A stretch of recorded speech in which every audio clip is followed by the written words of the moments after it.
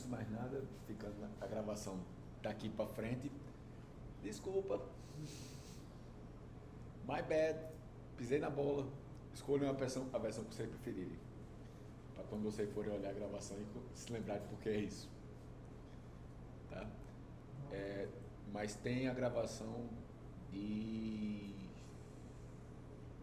20. Se entrar no YouTube, tem uma aula de 20 que vai ter diferenças em relação à de hoje, certo? Inclusive porque hoje foi com feedback e a aula na época era pré-gravada, tá?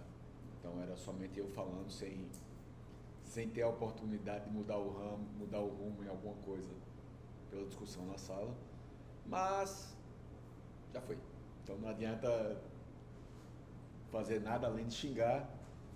Fiquem à vontade. Minha mãe tem nada a ver com essa história, mas comigo pode xingar à vontade. E tocar o barco. Tá? Também não vou fazer isso com ninguém de repetir aquela aula toda, nem com vocês, nem comigo. Então, indo para a regressão não linear. No SAIS, isso não vale para o R, muito do que a gente faz dá para ir fazendo escolhas e gerando código automaticamente. Mas nem tudo é disponível por esse caminho no SAIS On Demand for Academics, que é o SAIS que a gente tem acesso sem usar um tapa-olho, nem uma perna de pau, nem um papagaio no ombro. O SAIS que nós temos acesso oficialmente é o SAIS On Demand for Academics, que não oferece todas as ferramentas do SAIS do sistema no menu. Mas você sempre pode reverter para o sistema mais tradicional e fazer o código, que é o que a gente vai ter que fazer no caso da regressão não linear.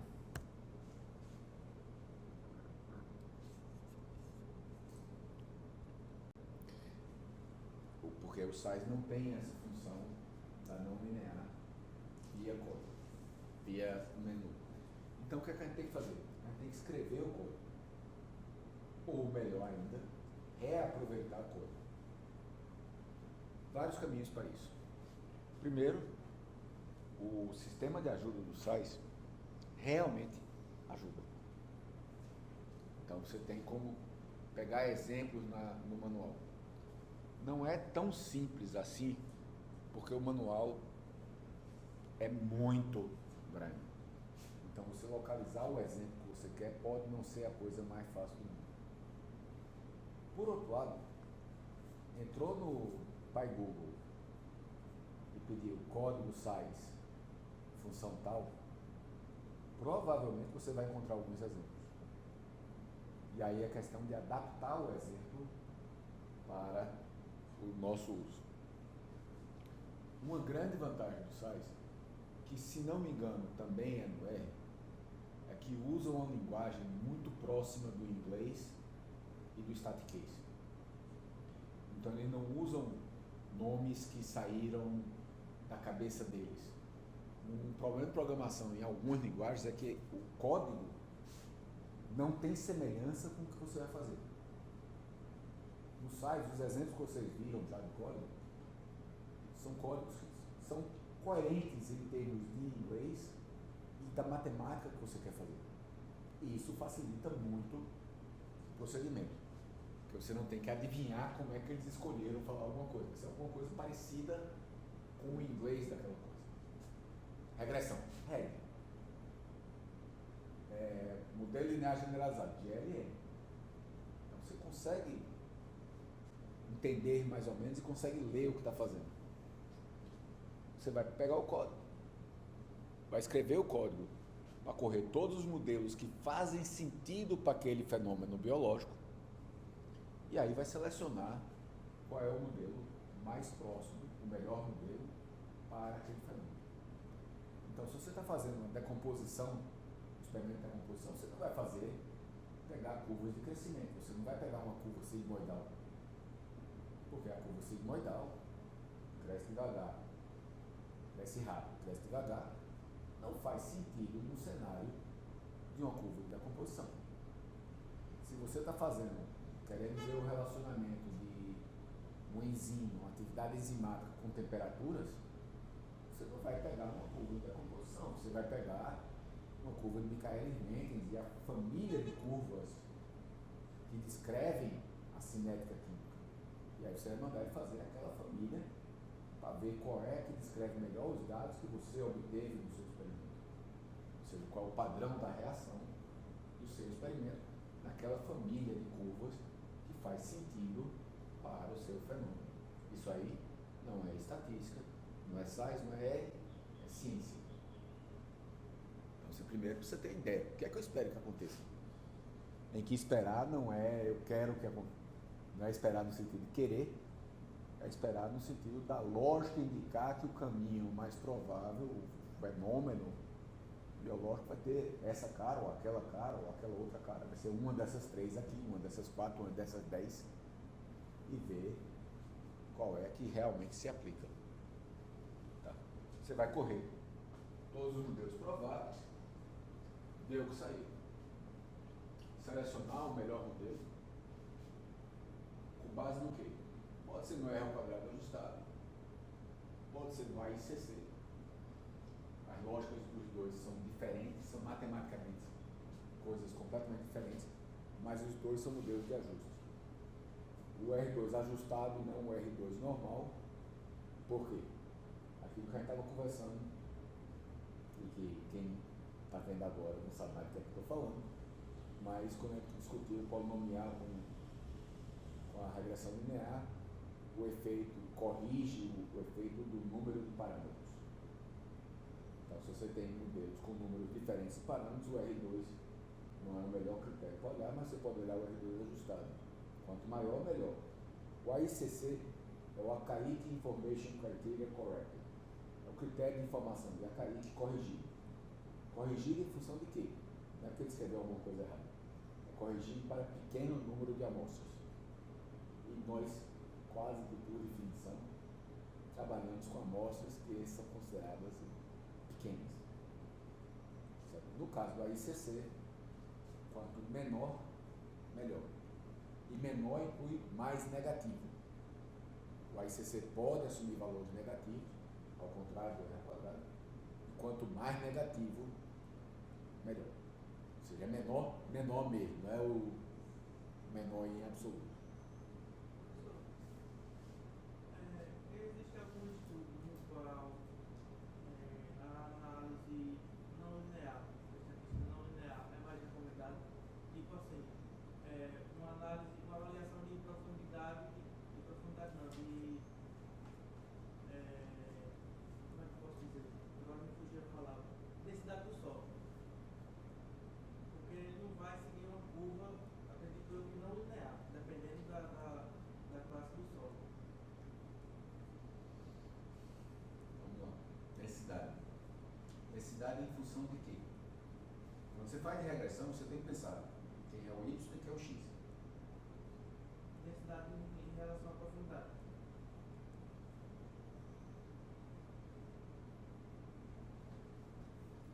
Ou seja, você está tentando descrever a densidade do solo em função da profundidade. Isso. Eu simplesmente não faço ideia de qual seria o formato de curva para isso. Eu acho assim, porque eu acho que para o termo dela, a gente faz um penetrômetro e dá aquela curva. Sim, mas calma. Aí quando você está usando o penetrômetro, você está descrevendo o que aconteceu. Fui batendo e a densidade foi, a curva da densidade foi essa, foi aumentando e foi diminuindo.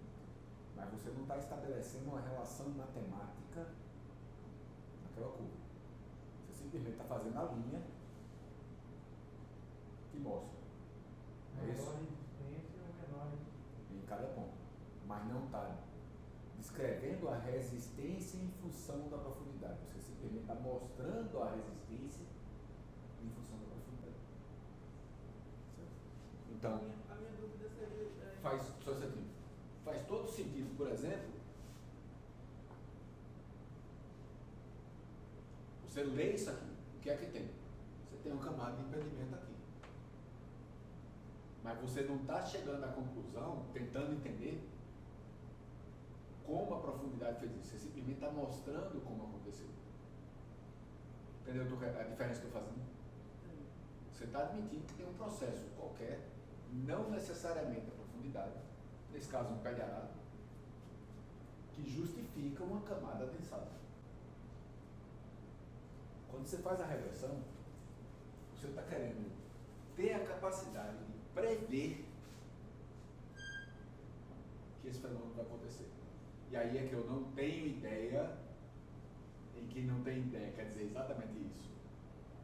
Se existe alguma curva já mais ou menos utilizada para esse cenário. Sabe? Mas se você pensar, por exemplo, crescimento bacteriano, bota bactéria para crescer no meio de cultura. Como é que você acha que ela vai crescer? Inicialmente tem um rápido crescimento. Inicialmente vai ter um rápido crescimento. Embora, no início mesmo, embora ela esteja se multiplicando muito rápido, as medidas que você pega são muito baixas. Pegar um Erlenmeyer com 50 ml de milho, colocou uma alça, foi lá, raspou da placa, uma alçazinha de platina, colocou lá dentro. É tão pouca bactéria que você está colocando naqueles 50 ml que ela vai levar um tempinho antes de começar a ver que tem bactéria, né? Porque dilui muito no início. Então ela fica com população tão baixa que você não consegue ver. Então vai parecer no início que está crescendo devagar. Ela está multiplicando lá, está metendo pau. 1 vai 2, 2 vai 4, 4 vai 8, 8 vai 16, 16 vai 32. Mas como está diluindo nos 50 ml, o número absoluto está crescendo muito rápido, mas o número por ml está crescendo devagar, porque tinha muito pouca. Então, um tempinho crescendo devagar. Aí, de repente, você começa a ver que está crescendo. Tudo. Praticamente uma reta. Um fator de 2. Em função do tempo de propagação. O que é que vai acontecer mais na frente? Vai continuar assim para sempre? Estabilidade. Ela vai diminuir a velocidade. Por quê? Está começando a ter menos nutriente, está começando a ter mais subprodutos, certo? Que muitas vezes são tóxicos para a própria bactéria. Se você continuar, isso aqui você descreve por uma equação não linear, que não é uma quadrática. Esse trecho aqui até parece uma quadrática, mas a quadrática teria um pico, não teria um platô.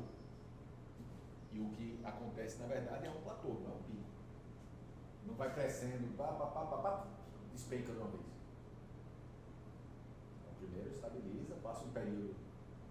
Quem morre nasce, ou melhor, quem morre nasce outro no lugar, então fica estável e continua a consumir os nutrientes, continua a produzir subprodutos e depois começa a morrer mais do que nascer. Então você tem uma curva. Seria isso, essa é a minha dúvida. De que tipo de estudo essa linha não linear é aplicada? Essa equação não linear? População. Um crescimento de planta. Se você pegar uma planta de milho e for acompanhando o crescimento dela em massa ou em altura, ela vai crescer devagarzinho no início, mas vai acelerando, à medida que vai tendo mais folha verdadeira, vai acelerando, chega num certo ponto que o número de folhas estabiliza, aparece folha nova, morre folha velha,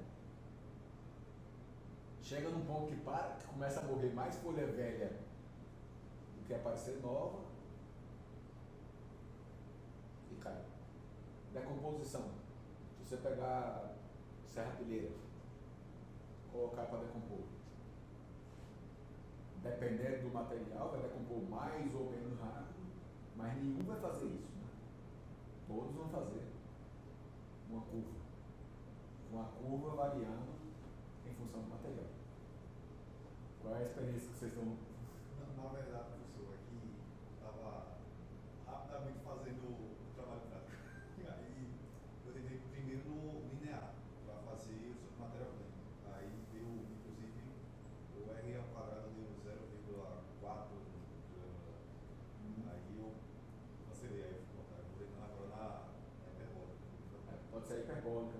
curva exponencial. E a exponencial tem pelo menos umas 6. E a grande beleza da não linear é que cada curva dessa diferente não está só descrevendo diferente o que aconteceu, mas tem implicações diferentes. Por exemplo, pegando a hiperbólica e a queda exponencial dupla, que é a mais simples, a queda exponencial simples. O que é a hiperbólica? Na hiperbólica, por hipérbole significa descer e estabilizar para um valor que vai, teoricamente, chegaria, mas nunca chega na sua faixa de valores. Não é isso que é hiperbólica? Então, o que é que está acontecendo? Você está dizendo que tem uma certa quantidade de material que, dentro das condições do seu experimento, inclusive o tempo do seu experimento, não vai ser descomposto. Certo? Ele não vai chegar a ser decomposto, ser liberado. Então, na hora que você usa a equação, você consegue saber qual é esse nutriente, qual é esse material que vai permanecer no resíduo sem decompor. Você vai saber também, na hiperbólica e na exponencial, qual é a taxa de decomposição. Ou seja, quanto do material está sendo perdido da serrapilheira, ou, o outro lado da medalha, disponibilizado para o solo a cada dia.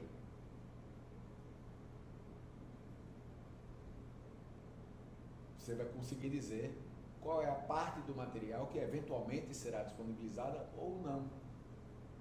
Tudo isso em função do modelo. Então, se você faz uma regressão não linear, você consegue informações sobre o comportamento e, a partir dessas informações sobre o comportamento, consegue entender o mecanismo. Certo? Eu consigo dizer, por exemplo, olha, esse material aqui, que tem mais lignina, decompõe mais devagar do que aquele outro material que tem menos lignina. Luzinha aparece, a culpada é a lignina. É pela lignina que ele está decompondo mais devagar. Ou é o tanino, ou é o teor de chumbo. O material que tem mais chumbo decompõe mais devagar do que o material que tem menos chumbo. O chumbo está sendo tóxico. Está afetando o crescimento das bactérias, as bactérias estão ficando pesadas, o estômago está doendo da bactéria, aquele negócio pesado do chumbo. E estão decompondo mais devagar do que aquele mesmo material com menos chumbo. Então você consegue entender mecanismos derivados da equação. Essa é a grande vantagem da não linear. E é por isso que eu não sou o cara mais entusiasmado com as polinomiais. Porque na polinomial, o que você está tentando fazer é encontrar essa curvatura também. Você está descrevendo os dados, mas só descrevendo os dados. Você não consegue usar a polinomial para entender o porquê dos dados. Isso é válido? É. Tá? Isso é válido. Mas dificulta muito o uso para o entendimento da ciência por trás dos dados. Porque descreve aquele cenário. Mas se eu sair da usina Japungu para a usina Cururipe, a curva vai mudar. E na hora que a única função da curva foi descrever o que aconteceu, que é o que a polinomial faz, descreve o que aconteceu, as minhas inferências da Japungu não vão ser aplicáveis na Coruripe. Mas se eu entendo o mecanismo por trás do que aconteceu na Japungu, eu posso usar esse mecanismo na Coruripe. Aí é que está a diferença da ciência feita na margem esquerda do Capibaribe, que serve para o mundo inteiro, da ciência da margem esquerda do Capibaribe, que só serve para a margem esquerda do Capibaribe. É por isso que eu sou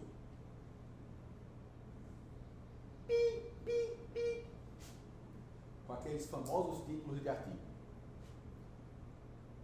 Produtividade do milho no Agreste de Pernambuco, em função da adubação nitrogenada. Porra! Primeiro, quem é que vai saber o que é o Agreste de Pernambuco? Ninguém, né? Fora de Pernambuco, ninguém sabe.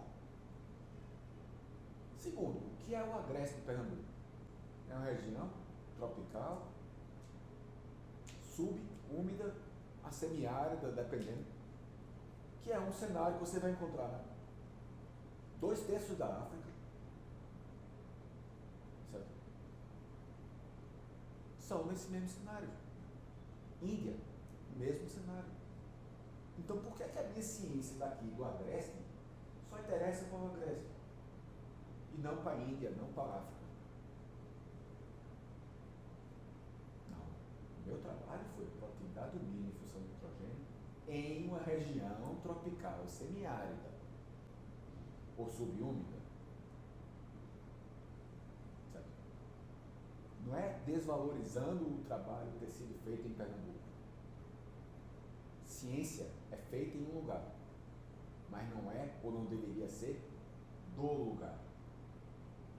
Quem é do lugar, daquela condição específica, é a técnica, que é extremamente importante e que é, no mundo todo, o que mais se forma na pós-graduação, para a técnica, para a pesquisa aplicada. Vocês deveriam estar indo daqui, não era necessariamente para as universidades, para os IFs, para os institutos de pesquisa. Uma parte deveria ir, sim, mas a maioria de vocês deveria estar indo para as usinas, as cooperativas, para a fábrica de insumo. É o padrão no mundo todo. Quando eu vejo uma coisa, que o Brasil é diferente do mundo todo, é até possível que o Brasil seja certo e o mundo todo errado. Mas tem muito mais cara de que quem está errado é a gente.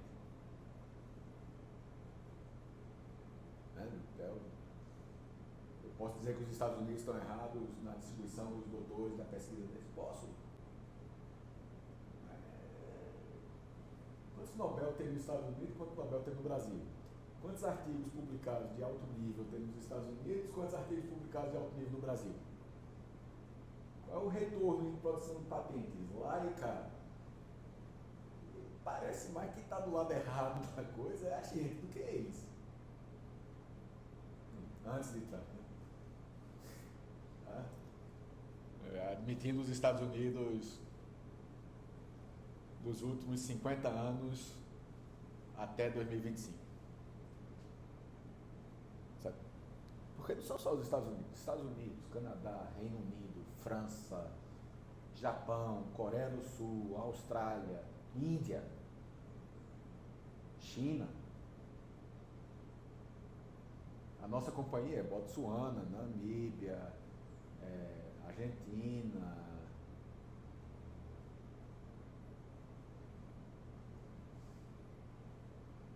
não é diminuindo os pesquisadores desses outros países não, tá? É só que tem alguma coisa meio errada nessa história. Mas voltando para cá, saindo da teoria e da filosofia, partindo para o exemplo, até aqui tá ok?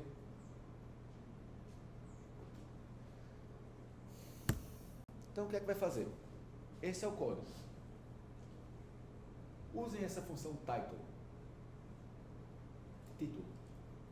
Porque vocês vão pegar um monte de linha que depois você se perde, é a coisa mais fácil do mundo. Então, bota.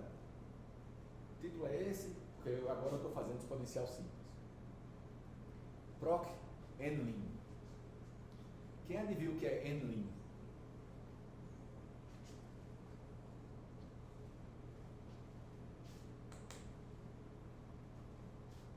O que quer dizer isso aí? Hã? Não. A gente está fazendo a regressão de que tipo mesmo? nome linha. O SAIS usa nomes que são lógicos.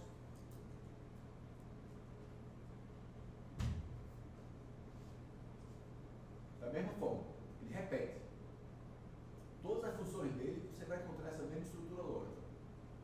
Proc, o que, quem são os dados. Data. Max iter. O procedimento para análise de regressão não linear, eu já tinha falado para vocês na aula passada, é interativo. Você fornece dados, ele faz um cálculo e vai indo até o cálculo se repetir. Max iter, interações máximas. No caso, ele vai fazer no máximo 10 mil vezes. Se chegar em 10 mil vezes, não tiver repetido, ele vai dizer: ih, errou. Por que ele errou? O mais provável é que o modelo não descreva os dados. Como o modelo não descreve os dados, ele não consegue chegar numa coisa que o modelo bate com os dados. Tá? Então ele para. Isso é o cenário mais comum. Parâmetros. No caso da exponencial simples, eu só tenho A e B. Eu coloquei aqui dois valores. Qualquer valor que você colocar, ele vai aceitar do mesmo jeito. Quanto mais próximo esse valor tiver dos corretos, mais rápido ele vai chegar. Certo? No processo interativo, ele começa com mudanças grandes, a pulos grandes. Aí depois vai apertando o pulo até não variar quase nada, nem no A nem no B. Se você começa com um valor muito fora, os primeiros pulos vão estar muito fora da descrição, então ele vai ter que dar mais pulos, só isso. Modelo. Morém, matéria orgânica remanescente, é igual a A vezes E elevado a menos B vezes T.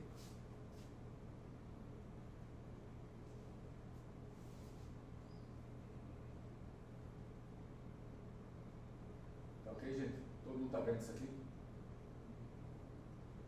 Então, se seu modelo fosse A mais E elevado a menos BX mais C vezes E elevado a menos DX, tempo, certo? Ou seja, se fosse o exponencial de dois fatores, o que é que você precisava fazer? A vezes E menos B tempo mais C vezes X elevado a menos D vezes tempo. Você já saiu do modelo de queda exponencial simples para queda exponencial dupla. Lógico que se você colocou C e D, aqui você também tem que dar valores iniciais para C e D. Está fazendo sentido? Então o que é que você precisa? Encontrar qual é a equação, ou quais são as equações escritas como equações. Onde é que você encontra isso? Na literatura. Quais são os modelos que eu espero encontrar para esses dados? O modelo é esse, o modelo é aquele. E construir daqui para aqui. Está fazendo sentido? Paulo? Perdi aonde?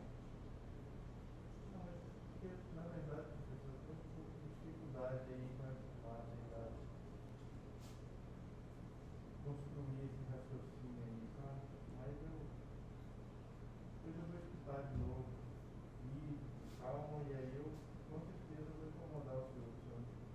Não é incomodar.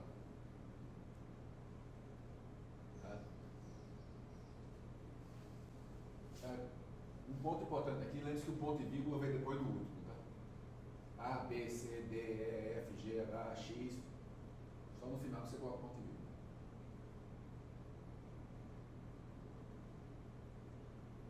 Saiu daqui, eu criei um conjunto de dados, output, um conjunto exponencial simples.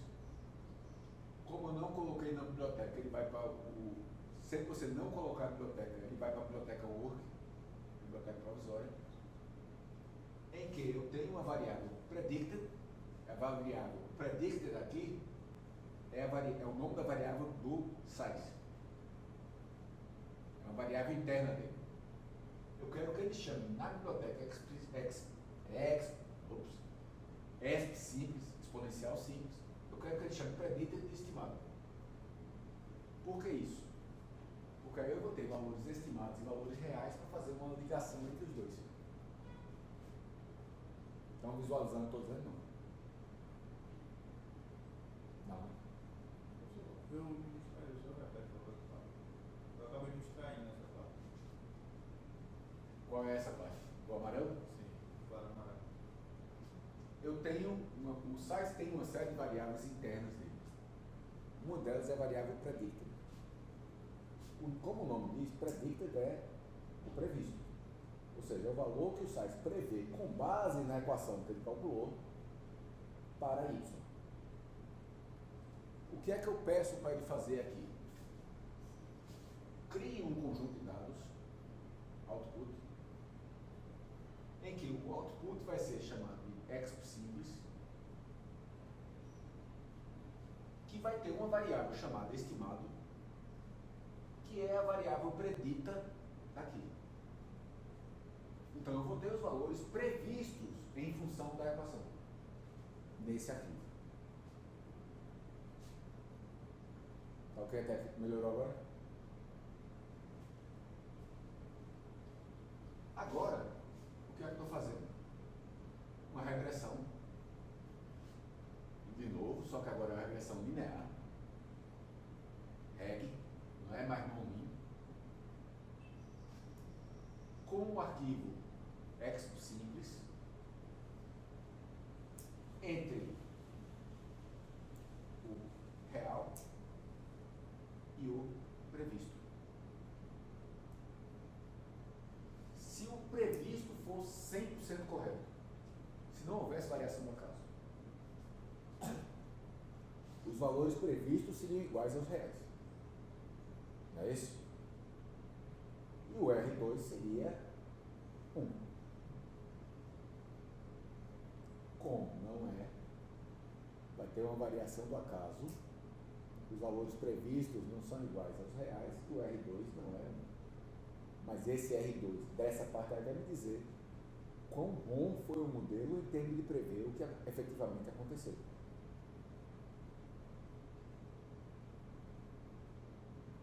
Está fazendo sentido, gente?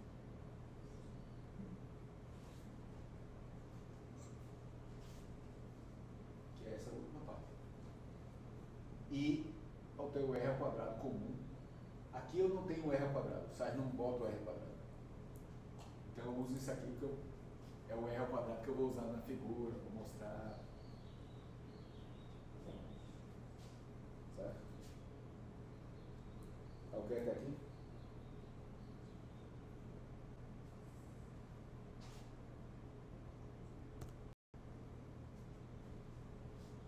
F4 é seu amigo. Se você estiver na janela do size, botar F4, ele vai criar uma nova janela de código. Zerada, virgem. Tá? E ajuda muito a sua vida. Depois que você faz a primeira vez o código e ele está funcionando para uma determinada função, exponencial, salva ele. Ou no site, ou no seu computador. Com algum nome que você vá, por exemplo, uma pasta no seu computador, programa size. E aí vai, exponencial simples.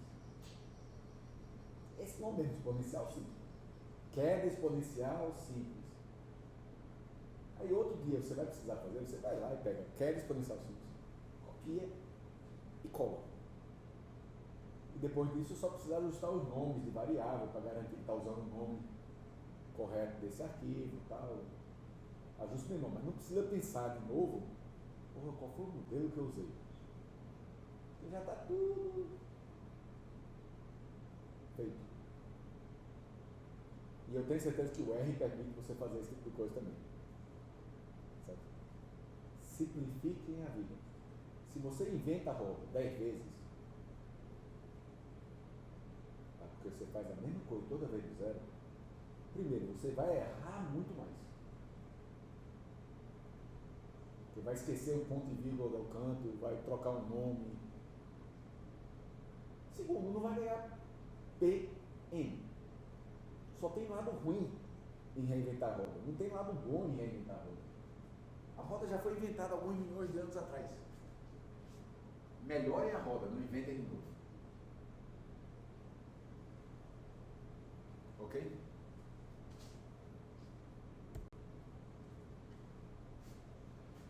O que é que eu fiz aqui?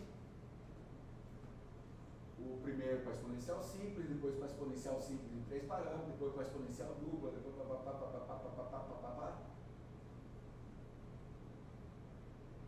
tá? Copiei e colei. As cores, o site já coloca. Por que essas cores são importantes? Porque vão te indicar, por exemplo, se você esqueceu um ponto e vírgula.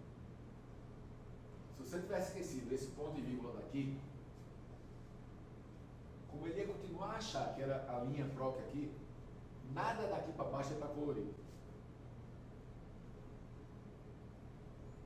Certo? Se você abriu a aspa para o título e não fechar a aspa, ele vai continuar tudo com essa cor aqui, seja lá qual for ela, daqui para frente. Porque ele vai achar que é tudo título ainda. Certo? Então, as cores vão te ajudar a ver se fez alguma merda. Você queria não incluir uma equação, aí você fez um comentário, comentou a equação fora. Como é que você faz comentário no size? Aí não tem nenhum caso. Barra, asterisco. Inicia uma barra inclinada, asterisco. Daí para frente ele vai considerar que aquilo ali é tudo comentário. É texto que você colocou para lembrar depois o que é. Se você eventualmente não lembrar de fechar o comentário, ele vai achar que é tudo comentário e não vai rodar nada, porque não está vendo o RAM, por exemplo. Então, comentário no size é verde. Se abriu um verde e não fechou, continuou o resto todo em verde, ok, onde é que era para parar esse comentário que eu não estou achando mais? Então as cores ajudam a facilitar o debugar do programa. Mas o size, nessa forma aí, é programação. Só que é programação numa linguagem mais parecida com o inglês do que com o C, com linguagem propriamente dita. Professor, qual foi a tela em que a gente digitou o código? Porque a tela copiou e colou. A gente foi digitando. Code. Você copiou de algum canto e colou na janela Code, que foi a janela que apareceu quando você clicou o F4. Na hora que você clica o F4, aparece uma janela de código, uma aba nova, na verdade, lá em cima, ó, Program 1. Se você apertar de novo, é Program 2, Program 3, Program 4, aparecendo dessas 3 abas na código. Ok? Por sinal, a janela de código também aparece quando você está trabalhando selecionando as coisas no site. É a janela que vai aparecendo, povoando até a hora que você aperta o correio. Aí ele sai. Se você tiver conseguido fazer nada, ele sai da janela código para a janela resultados. Se você fez alguma merda, como eu fiz aqui, sai da janela código para a janela logo, que mostra o que você fez de errado. Nesse caso, eu usei uma referência à aula, a biblioteca, que não existe. O nome da biblioteca é aulas. Cretino ou imbecil. Como é que tu quer que eu faça alguma coisa com um arquivo em aula se a aula não existe, o idiota? Normalmente ele é meio desaforado. E aí você vai ter que descobrir o que é que você fez de errado. Se o aula está errado, o resto, lá em cima estava o aula errado, Ele vai dizer, ó, não existe moreno, não existe estimado. Por quê? Porque o aula estava errado, então não fez análise, então não criou o output.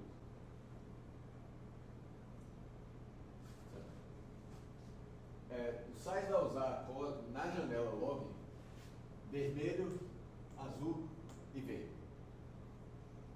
Vermelha, se full. Tá? É erro fatal. É um erro que é erro. O azul e o verde são avisos. Então você vai ver o que é que você fez de errado. Mesmo que a análise aparentemente tenha ocorrido, é bom sempre dar uma olhadinha no log. Porque pode ser que tenha ocorrido uma parte e não tenha ocorrido outra, e você vendo só os resultados, não perceba que uma parte não foi feita.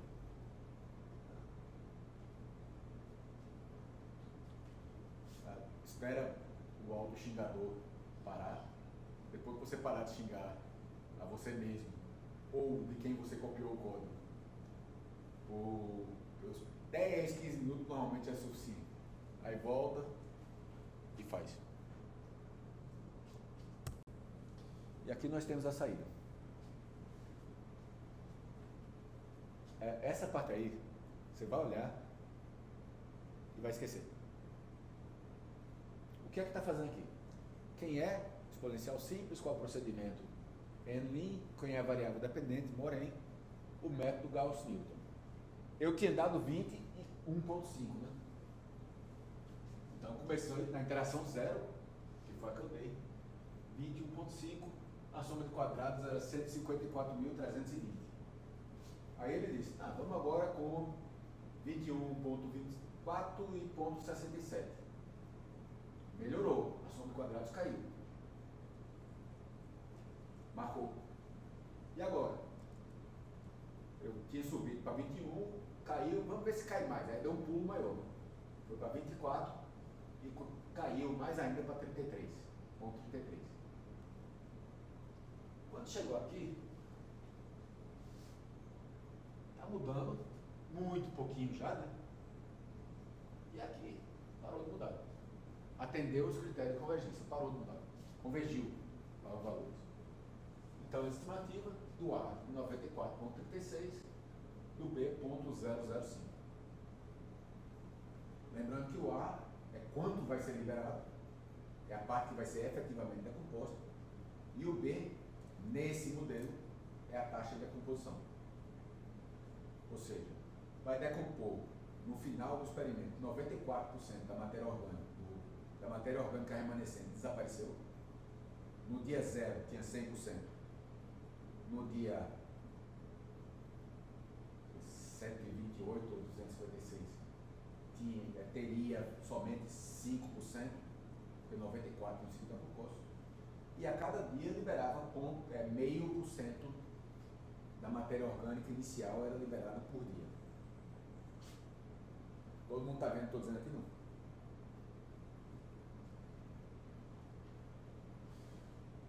Sumário. Qual o método? Quantas interações? Quantas subinterações? Em média foram tantas. O R. Esse R aí não é o nosso R não, tá?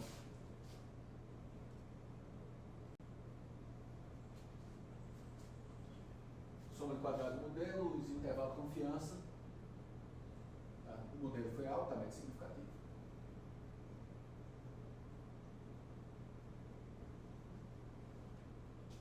A interpretação aí é a mesma da linear. E depois a análise de variância ligando. Ou seja, nesse caso o R ao quadrado foi 0,77. Quem é esse R ao quadrado? É o R ao quadrado ligando o dado estimado com o dado real.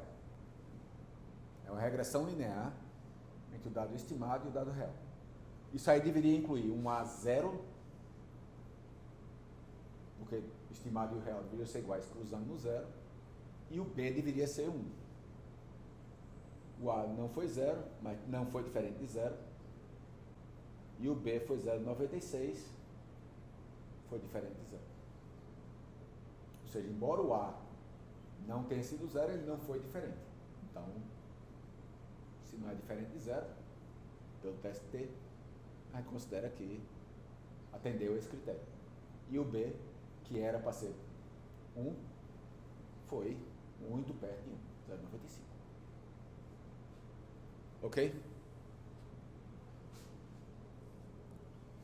Todo mundo está vendo isso aqui?